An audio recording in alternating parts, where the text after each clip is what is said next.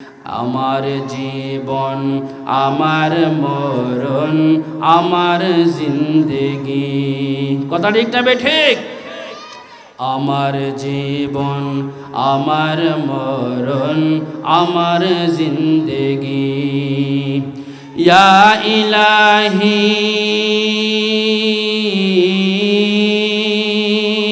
ইয়া ইলাহি কবুল করো আমার বন্দেগি। আমার জীবন আমার মরণ আমার জিন্দেগি। আমি যে প্রভু অতি অসহায় নিরাশ্রয় দুর্বল, নিরাশ্রয় দুর্বল। তুমি প্রভু পারো দিতে শক্তি ও সম্বল, শক্তি ও সম্বল। তাই দয়াময় করো আমায়, তাই দয়াময় করো আমায় দিনের অনুরাগী। আমার জীবন আমার মরণ আমার জিন্দেগি। আল্লাহ নবীর জমানায় বিশ্ব নবী পয়গম্বরে আরবি সাল্লাল্লাহু আলাইহি ওয়াসাল্লামের কাছে এক সাহাবী আসলো, ইয়া রাসূলুল্লাহ ইয়া হাবিবাল্লাহ, 3 দিন যাবত আল্লাহ নবী আমার পেটে ক্ষুধা, ভাত খায় নাই, কোনো খাবার খায় নাই। আল্লাহ নবী খাবারের ব্যবস্থা আছে কিনা একটু সুযোগ করে দিলে ভালো হবে। আল্লাহ নবী 9 জন বিবি ছিল, 9 জন বিবির কাছে খবর পাঠাইলেন কোনো খাবার আছে কিনা মেহমানদারি করার জন্য। 9 জন বিবির ঘরে খাবার নাই, দু জাহানের বাদশার ঘরে খাবার নাই। আল্লাহ নবী বলছেন, এই সাহাবীকে কে মেহমানদারি করাইবা, কে রাজি আছো? আল্লাহ নবীর একজন সাহাবী নাম ছিল আবু তালহা আনসারী রাদিয়াল্লাহু তাআলা আনহু। তিনি দাঁড়ায় গেলেন আর বললেন, ইয়া রাসূলুল্লাহ ইয়া হাবিবাল্লাহ, আমি এই সাহাবীর মেহমানদারি করাবো। আল্লাহ নবী সাহাবী আবু তালহা রাদিয়াল্লাহু তাআলা আনহু তার বাড়িতে নিয়ে গেলেন। নিয়ে যাওয়ার পরে বিবিকে বললেন, বিবি রে, খাবারের কোনো ব্যবস্থা আছে কিনা, আমি মেহমান নিয়ে আসছি, আমার পয়গম্বর বলেছে। বিবি উত্তর দিল, বাচ্চাদের খাবার ছাড়া আর কোনো খাবারের ব্যবস্থা নাই। এখন মেহমান নিয়ে আসছে, মেহমানকে মেহমানদারি করাইতে হবে। কথা ঠিক না ঠিক? মেহমানকে মেহমানদারি করা ঈমানদারের আলামত। কথা ঠিক না ঠিক? আমার জবানের কথা নয়, বিশ্ব পয়গম্বরের হাদিস। আল্লাহ নবী বলেন, ক্বালান নবী সাল্লাল্লাহু আলাইহি ওয়াসাল্লাম, ক্বালান নবী সাল্লাল্লাহু আলাইহি ওয়াসাল্লাম, মান কানা ইউমিনু বিল্লাহি ওয়াল ইয়াউমিল আখির ফালইউকরিম দাইফাহু। আল্লাহ নবী বলেছেন যে আল্লাহকে বিশ্বাস করে, পরকালকে বিশ্বাস করে, সে যেন মেহমানের কদর করে, মেহমানদারি করে। কথা ঠিক না ঠিক? আমার ভাইয়েরা, আবু তালহা আনসারী সাহাবীর বাড়িতে মেহমান, খাবার নাই, বাচ্চাদের খাবার ছাড়া। বিবিকে বলছে, বিবি, বাচ্চাদের খাবার দ্বারাই মেহমানদারি করাইতে হবে, আমরা একদিন না খেয়ে থাকবো। আল্লাহ নবীর হাদিস শুনেছে, মেহমানদারি করলে আল্লাহ তাআলার পক্ষ থেকে নুসরত আর সাহায্য চলে আসে। ওরে মন কার লাগিয়া কান্দো দিবারতি, ওরে মন কার লাগিয়া কান্দো দিবারতি। ভেবে দেখো কেউ হবে না, ভেবে দেখো কেউ হবে না তোমার সঙ্গের সাথী। কার লাগিয়া কান্দো দিবার রাতি ওরে মন কার লাগিয়া কান্দো দিবারতি আপন আপন বইলা যারে ভাবছো সারাক্ষণ আসলে যে কেউ নয় তারা কেউ নয় রে আপন আপন আপন বইলা যারে ভাবছো সারাক্ষণ আসলে যে কেউ নয় তারা কেউ নয় রে আপন তুমি আজ না হয় কাল বুঝবা একদিন রে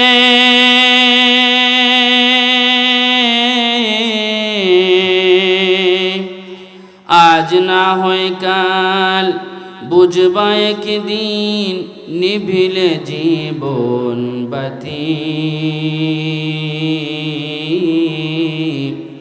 কার লাগিয়া কান্দো দিবারতি ওরে মন কার লাগিয়া কান্দো দিবারতি ভেবে দেখো কেউ হবে না ভেবে দেখো কেউ হবে না তোমার সঙ্গের সাথী কার লাগিয়া কান্দো দিবারতি মায়ার জালে বন্দি হইয়া বান্দা সুখের ঘর পরকে লইয়া করছ বসত আপন কইরা পর মায়ার জালে বন্দি হইয়া বান্দা সুখের ঘর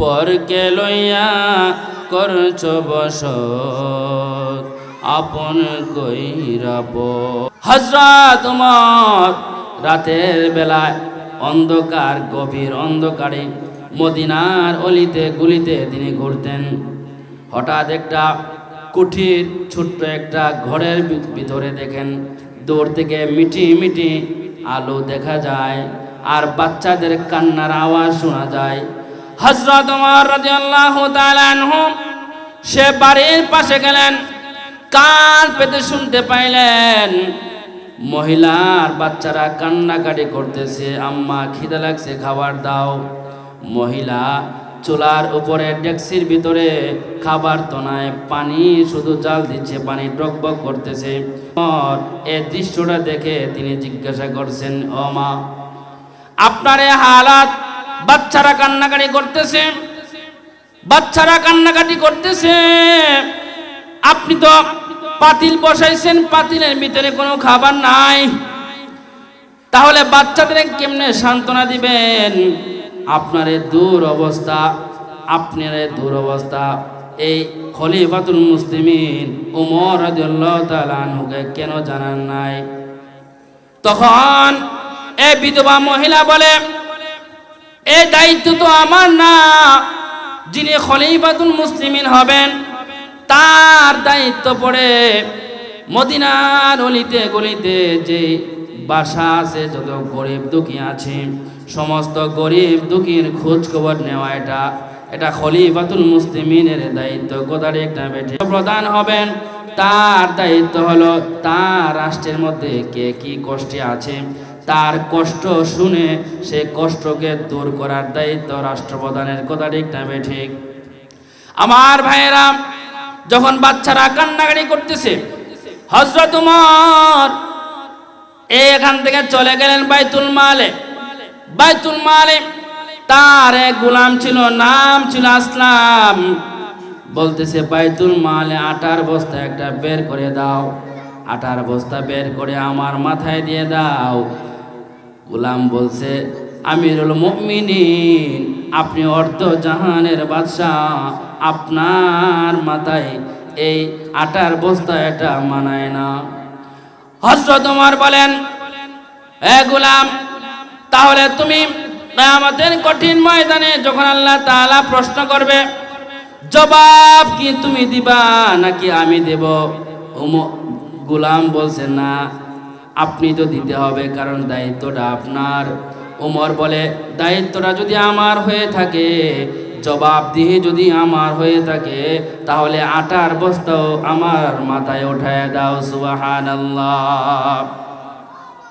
খলিফাতুল মুসলিমিন, অর্ধজাহানের বাদশা, তার মাথার মধ্যে এক বিধবা গরিব অসহায় মহিলার আটার বস্তা। এটা কি কল্পনা করা যায়? আর আমাদের অবস্থা ভিন্ন। আমরা অসহায় গরিব দুঃখীর এই যে সরকারি ভাতা আছে, এগুলো আমরা মেরে মেরে খাই। কথা ঠিক না ঠিক? আমার ভাইয়েরা, খলিফাতুল মুসলিমিন আটার বোঝা মাথায় নিয়ে এই বিধবা মহিলার বাড়ি চলে গেল। নিজের হাতে আটা দিয়ে রুটি বানায়া বানায়া বাচ্চাদের মুখে দিয়ে দিল। বাচ্চারা ইতিপূর্বে যখন কান্নাকাটি করছিল খাবারের অভাবে, ওমর রুটি নিজ হাতে বানায়া তাদের মুখে হাসি ফুটিয়ে দিয়েছেন। সুবহানাল্লাহ। আমরা একটু জিকির করি, লা ইলাহা ইল্লাল্লাহ, লা ইলাহা ইল্লাল্লাহ, লা ইলাহা ইল্লাল্লাহ, লা ইলাহা ইল্লাল্লাহ। বহু দূরে মদিনা, কেমনে যাব জানি না, বহু দূরে মদিনা। সবাই বলেন, কেমনে যাব জানি না। দয়াল আল্লাহ দয়া করো, দয়াল আল্লাহ দয়া করো, ফুরাও মনের বাসনা। লা ইলাহা ইল্লাল্লাহ, লা ইলাহা ইল্লাল্লাহ, লা ইলাহা ইল্লাল্লাহ, লা ইলাহা ইল্লাল্লাহ। জোরে বলুন, লা ইলাহা ইল্লাল্লাহ, লা ইলাহা ইল্লাল্লাহ। এই কালিমা মানবে যারা, কাজে লাগবে মরণ বেলা। এই কালিমা মানবে যারা, কাজে লাগবে মরণ বেলা। এই কালিমার রৌশনীতে, এই কালিমার রৌশনীতে কবর হবে ও জালা। লা ইলাহা ইল্লাল্লাহ, লা ইলাহা ইল্লাল্লাহ, লা ইলাহা ইল্লাল্লাহ, লা ইলাহা ইল্লাল্লাহ, লা ইলাহা ইল্লাল্লাহ মুহাম্মাদুর রাসূলুল্লাহ। সবাই পড়ি সাল্লাল্লাহু আলাইহি ওয়াসাল্লাম। ভাইয়েরা আমার, মুমিনের 4টা গুণ বর্ণনা করতেছিলাম। 1 নাম্বার গুণ হলো সালাম বিনিময় করা, অভিবাদন করা। 2 নাম্বার গুণ হলো মেহমানদারি করা, সৃষ্টির সেবা করা, মসজিদ মাদ্রাসায় দান করা এবং বিশেষ করে মানুষের সহযোগিতা করা। এটা আল্লাহ নবীর একটা স্পেশাল গুণ। মানুষের সহযোগিতা করলে কি ফায়দা? আল্লাহ নবীর হাদিসে ইরশাদ ফরমান, قال النبي صلى الله عليه وسلم الراحمون يرحمهم الرحمن ارحموا من في الأرض يرحمكم من في السماء। আল্লাহ নবী বলেন, মানুষের প্রতি রহম করলে শুধু মানুষ না, সৃষ্টির সামান্য নিকৃষ্ট তুচ্ছ একটা সৃষ্টিকে যদি সহযোগিতা করে রহম করে আসমানের মালিক আসমান থেকে রহম করবেন, এক ওসিলায় আল্লাহ তাআলা জান্নাতের মালিক বানায় দিবেন। সুবহানাল্লাহ। আমার ভাইয়েরা, বাস্তব একটা ঘটনা শুনুন। এক আল্লাহর ওয়ালি কিতাব লিখতেছেন। কিতাব এখন তো বর্তমানে কলমের ভিতরে কালি দিয়ে আমরা লিখি, আগেকার জমানায় এরকম সিস্টেম ছিল না, দোয়াত কলম ছিল, আলাদা কালি দিয়ে লিখতে হয়। কথা ঠিক না বেঠিক? তো আল্লাহর ওয়ালি কিতাব লিখতেছেন। কিতাব লেখার সময় একটা মাছি তার কলমের মাথায় এসে বসতেছে। তার পেটে খিদা লাগছে, হয়তো বা এই কালিগুলো সে মাছি চেটে চেটে খাচ্ছে। আল্লাহর ওয়ালির মনে হয়েছে যে আমি কিছুক্ষণ লেখাটা অফ করি। এ মাছির হয়তোবা পেটে খিদা, তার হয়তোবা পিপাসা লেগেছে, আমি 5টা মিনিট লেখাটা বন্ধ করে আমি মাছিকে খাবারের ব্যবস্থা করে দেই। কারণ এ মাছির খালেক যিনি, আমার খালেকও তিনি। কথা ঠিক না বেঠিক? মাছির খালেককে আল্লাহ না? কুকুরকে কে বানিয়েছে? শুকরকে কে বানিয়েছে? বিড়ালকে? সবার খালেক তো আল্লাহ, তাই না? তো আল্লাহর ওলির একটু দয়া হলো যে আমি যেমন মাখলুক আল্লাহ পাকের, এ মাছিটাও তো একটা মাখলুক, কাজে তাকে একটু সুযোগ করে দেই। অল্প সময় সে এই দোয়াত কলমের মাথায় বসে একটু কালি খেয়ে চলে গেল। এই আল্লাহর ওলির মৃত্যু হয়ে গেল। তার সমবয়সী এক মুরিদ তাকে স্বপ্নে দেখে সে জান্নাতে ঘোরাফেরা করতেছে। সুবহানাল্লাহ, জোরে কইন। আমার ভাইয়েরা, তার মনে স্বপ্ন দেখে আর জিজ্ঞাসা করে আল্লাহর ওয়ালি, আল্লাহ তাআলা আপনার সাথে কি মুআমালা করেছে, কি আচরণ করেছে? আল্লাহর ওয়ালি জবাব দেয়, আল্লাহ তাআলা আমার কাছে বলেছে যে আল্লাহর ওয়ালি তুমি কি নিয়ে আসছো, আমার জন্য কি আমল করেছো, প্রমাণ পেশ করো, হাজির করো। আল্লাহর ওয়ালি ভাবতেছে কোন আমলটা আল্লাহর দরবারে আমি উপস্থাপন করব। না জানি আমলের মধ্যে কোনো ত্রুটি দেখা যায়, ত্রুটি থাকলে তো, ভুল থাকলে তো আল্লাহর কাছে গ্রহণযোগ্য হবে না। কথা ঠিক না বেঠিক? আমার বাবাজিরা, তখন আল্লাহ তাআলা বলছেন, রে আল্লাহর ওয়ালি, তোমার একটা আমল আমার কাছে বড় পছন্দ হয়ে গেছে।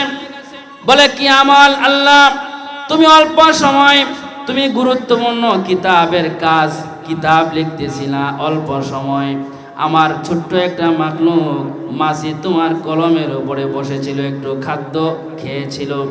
তুমি তোমার গুরুত্বপূর্ণ হাদিস কোরআন লেখা বাদ দিয়ে আমার ছোট মাছিকে তুমি খাবারের ব্যবস্থা করে দিয়েছিলা, সুযোগ করে দিয়েছিলা। এই কাজটা বড় আমার পছন্দ হয়ে গেছে। এই কাজের উসিলায় তোমাকে জান্নাতের মেহমান বানায় দিলাম। সুবহানাল্লাহ। এই হাদিস বলেছে আল্লাহ নবী, আর রাহিমুনা ইয়ারহামুহুমুর রহমান, ইরহামু মান ফিল আরদি ইয়ারহামুকুম মান ফিস সামা। হাদিস শরীফে ঘটনা, বহুল প্রচলিত ঘটনা। বনি ইসরায়েলের এক বেশ্যা মহিলা রাস্তা দিয়ে হেঁটে যাচ্ছে। এক কুকুর পানির পিপাসার অভাবে বালুগুলি চাটতেছে, পানির অভাবে। বেশ্যা মহিলা, বেবিচারিণী মহিলা এই কুকুরের অবস্থা দেখে বুঝে ফেলছে হয়তোবা তার পানির পিপাসা লেগেছে। তার ওড়নাটা খুলে তার পায়ের যে চামড়ার মোজা আছে, চামড়ার মোজাটা মধ্যে বাঁধলেন, বেঁধে কুয়ার কূপ থেকে পানি উঠায়া এই কুকুরকে পানি পান করাইলেন। আল্লাহর কাছে বড় পছন্দ হয়ে গেছে। আল্লাহ তাআলা এই কুকুরকে পানি পান করার বদলতে বেশ্যা মহিলাকে জান্নাতের মালিক বানায় দিলেন। সুবহানাল্লাহ। আরেক নেককার মহিলা একটা বিড়ালকে পুষতো। 3 দিন যাবৎ বিড়ালকে কোনো খাবার দেয় নাই। এই অবস্থায় বিড়ালের মৃত্যু হয়ে গেল। আল্লাহর নবী বলেন, ওই নেককার মহিলা নামাজ পড়তো 5 ওয়াক্ত, রমজানের রোজা রাখতো, দান করত, সদকা করত, কিন্তু আল্লাহ পাকের এই সৃষ্টি বিড়ালকে কষ্ট দিয়ে না খেয়ে যে কষ্ট দিয়েছিল, এই অবস্থায় বিড়ালের মৃত্যু হয়েছিল, এজন্য আল্লাহ পাক তাকে জাহান্নামে নিক্ষেপ করেছেন। নাউজুবিল্লাহ বলেন। আমার ভাইয়েরা, আল্লাহ নবীর হাদিস যে আলোচনা করতেছিলাম, 4টি গুণ যারা অর্জন করতে পারবে তারা সোজা জান্নাতে চলে যাবে। 1 নাম্বার সালাম বিনিময় করা, 2 নাম্বার আতইমুত তাআম, মানুষকে মেহমানদারি করা। শুধু মানুষ নয়, আল্লাহ পাকের যে কোনো তুচ্ছ জানোয়ার হোক না কেন, এ জানোয়ারকে সেবা করলে সহায়তা করলে আসমানের মালিক আপনি আমাকে সহায়তা করবেন। কথা ঠিক না ঠিক? আমার ভাইরা, এবার আসুন, এ দাতিয়ারা দারুল আসকার গিয়াসুল মাদ্রাসার যে ছাত্র উস্তাদ থাকবে, এদেরকে খাবার খাওয়াইলে কোনো ফায়দা আছে না নাই? আওয়াজ করে বলুন, আছে না নাই? আল্লাহ তাআলা কোরআনের আয়াতে ঘোষণা করে দিলেন, ওয়া ইউতঈমুনা আত-তাআমা আলা হুব্বিহি মিসকিনাও ওয়া ইয়াতীমাও ওয়া আসীরা। জোরে বলুন আল্লাহু আকবার।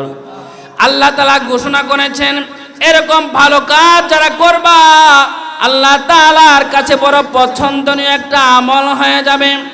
এই ছাত্রটা যদি জান্নাতি হয়ে যায়, তাহলে জায়গির যে রাখছে তার ঘরের মালিক সহকারে তাকে জান্নাতে নিয়ে চলে যাবে। কথা ঠিক না ঠিক? লম্বা হাদিস, আল্লাহ নবী ইরশাদ ফরমান, মান ক্বরাআল কুরআনা ফাস্তাযহারাহু ফাআহাল্লা হালালাহু ওয়া হাররামা হারামাহু আদখালাহুল্লাহুল জান্নাহ وشفعه في 10 من أهل بيته كلهم قد وجبت له النار। আল্লাহ নবী বলছেন, ওই আলেম যে ইলম অনুপাতে আমল করলো, হালালকে হালাল মেনে চললো, হারামকে হারাম মেনে চললো, আল্লাহ তাআলা তাকে জান্নাতের মালিক বানায় দিবেন। শুধু তাই না, এমন 10 জন লোককে সুপারিশ করার পারমিশন দান করবেন যাদের ব্যাপারে জাহান্নাম ফরজ হয়ে গেছে। এরকম 10 জনকে সে জান্নাতের মালিক বানায় দিতে পারেন। আমাদের সিলেটের নুরউদ্দিন গহরপুরি অনেক বড় আল্লাহর ওলি ছিলেন, আমরা সকলেই চিনি। কথা ঠিক না ঠিক? নুরউদ্দিন গহরপুরি রাহমাতুল্লাহি আলাইহি এই হাদিসের ব্যাখ্যায় 10 জন কারা কারা? 10 জনের পরিচয় দিয়েছেন। মা বাবা 2 জন, মা বাবা দাদা দাদি নানা নানি 6 জন, আর শ্বশুর শাশুড়ি 8 জন, আর ওই আলেম যে ঘরে রোজিং খেয়েছিল, ওই রোজিং ঘরের পুরুষ আর মহিলা 10 জন। কথা ঠিক না ঠিক? তাহলে মাদ্রাসা উস্তাদ এবং তলাবায়ে আযমকে সহযোগিতা করলে লাভ আছে না নাই? কথা বলেন। তাহলে ইবাদত হবে কার? আবার আওয়াজ করে বলেন, ইবাদত কার জন্য হবে? অন্য হাদিসে আল্লাহ নবী ইরশাদ ফরমান, قال النبي صلى الله عليه وسلم اعبدوا الرحمن واطعموا الطعام وافشوا السلام تدخلوا الجنة بسلام। ইবাদত হবে কার? সিজদা হবে কার? সব কিছুর মালিক হলো আমার আল্লাহ। নামাজ হবে কার জন্যে? কুল ইন্না সলাতি ওয়া নুসুকি ওয়া মাহইয়ায়া ওয়া মামাতি লিল্লাহি রাব্বিল আলামিন। আমার জীবন, আমার মরণ, আমার জিন্দেগি। কথা ঠিক না ঠিক? আমার জীবন, আমার মরণ, আমার জিন্দেগি। ইয়া ইলাহি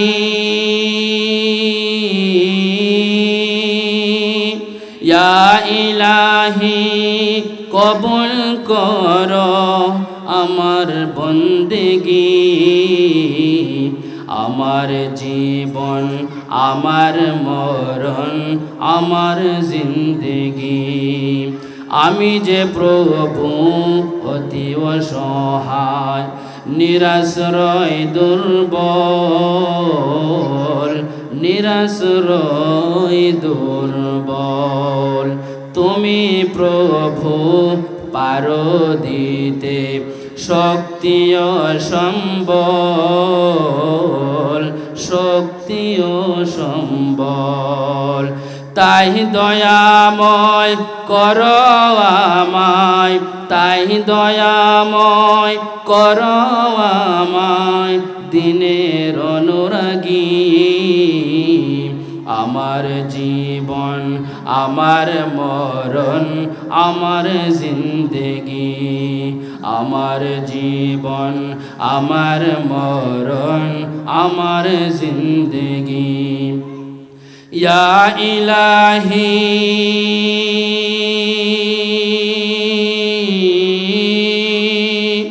ইয়া ইলাহি কবুল করো আমার বন্দেগি। আমার জীবন আমার মরণ আমার জিন্দেগি।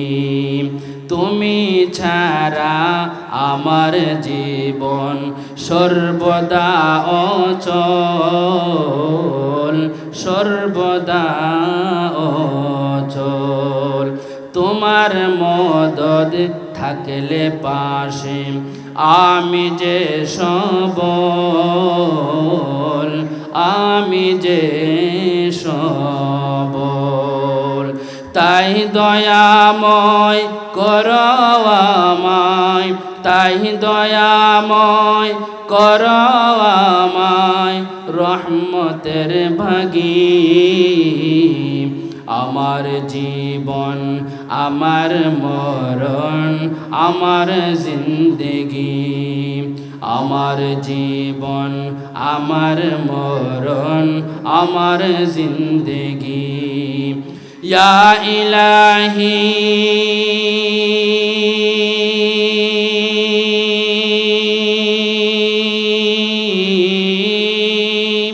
ইয়া ইলাহি কবুল করো আমার বন্দেগি। আমার জীবন আমার মরণ আমার জিন্দেগি। জীবনের মালিক কে? হায়াতের মালিক কে? মওতের মালিক কে? এটাই তো মুহতারাম হাজিরিন। তাহলে আলোচনা চলছিল, 1 নম্বর গুণ হচ্ছে সালাম দেওয়া, সালামের প্রসার করা। 2 নম্বর হচ্ছে আতইমুত তাআম, মেহমানদারি করা, মানুষকে খাবার খাওয়ানো ফজিলত বললাম, কথাটা একটা ঠিক। আমার ভাইয়েরাম, আল্লাহ নবীর জমানায় বিশ্ব নবী পয়গম্বরে আরবি সাল্লাল্লাহু আলাইহি ওয়াসাল্লামের কাছে এক সাহাবী আসলো, ইয়া রাসূলুল্লাহ, ইয়া হাবিবাল্লাহ, 3 দিন যাবত আল্লাহ নবী আমার পেটে ক্ষুধা, ভাত খায় নাই, কোনো খাবার খায় নাই।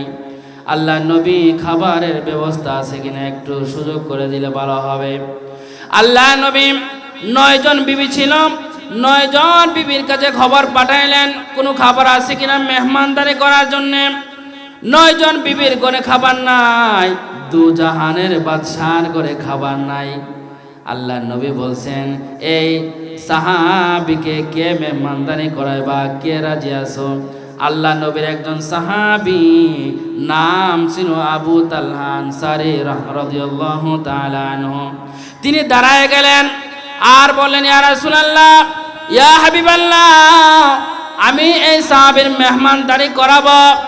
আল্লাহ নবী সাহাবী আবু তালহা রাদিয়াল্লাহু তাআলা আনহু তার বাড়িতে নিয়ে গেলেন।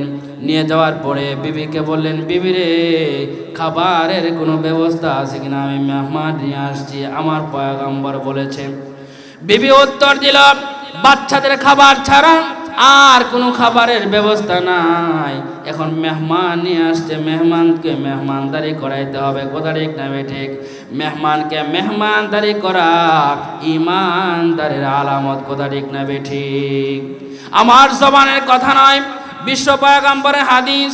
আল্লাহ নবী বলেন, ক্বালান নবী সাল্লাল্লাহু আলাইহি ওয়াসাল্লাম, ক্বালান নবী সাল্লাল্লাহু আলাইহি ওয়াসাল্লাম, মান কানা ইউমিনু বিল্লাহি ওয়াল ইয়াউমিল আখির ফালইউকরিম দাইফাহু। আল্লাহ নবী বলেছেন যে আল্লাহকে বিশ্বাস করে, পরকালকে বিশ্বাস করে, সে যেন মেহমানের কদর করে, মেহমানদারি করে। কথা ঠিক না বেঠিক? আমার ভাইয়েরা, আবু তালহা আনসারী সাহাবীর বাড়িতে মেহমান, খাবার নাই, বাচ্চাদের খাবার ছাড়া। বিবিকে বলছে, বিবি বাচ্চাদের খাবার দ্বারাই মেহমানদারি করাইতে হবে, আমরা একদিন না খেয়ে থাকবো। আল্লাহ নবীর হাদিস শুনেছে মেহমানদারি করলে আল্লাহ তাআলার পক্ষ থেকে নুসরত আর সাহায্য চলে আসে।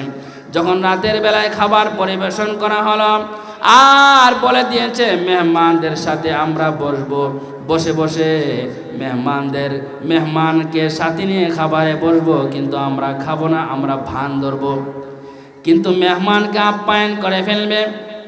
এমত অবস্থায় তারা স্বামী স্ত্রী বাচ্চা কাচ্চারা না খেয়ে রাত অতিবাহিত করে ফেলল। পরের দিন বিশ্ব পয়গম্বরের দরবারে যখন রওনা হয়ে গেল, আল্লাহ নবী আবু তালহা আনসারী সাহাবীকে দেখে মুচকি মুচকি হাসছেন আর বলছেন, গতকালকের মেহমানদারি আল্লাহ তাআলার দরবারে মঞ্জুর হয়ে গেছে। সুবহানাল্লাহ।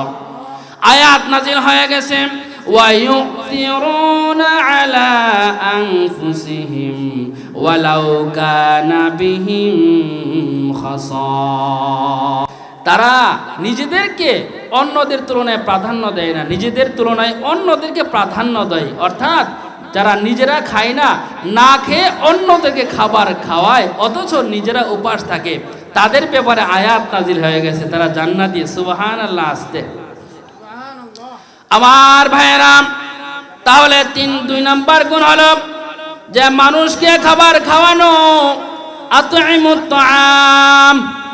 3 নাম্বার গুণ হলো ওয়াসিলুল আরহাম, রক্তের আত্মীয় স্বজন যারা আছে এদের সাথে সুসম্পর্ক বজায় রাখা। 3 নাম্বার গুণ। বাবা, কয় নাম্বার গুণ?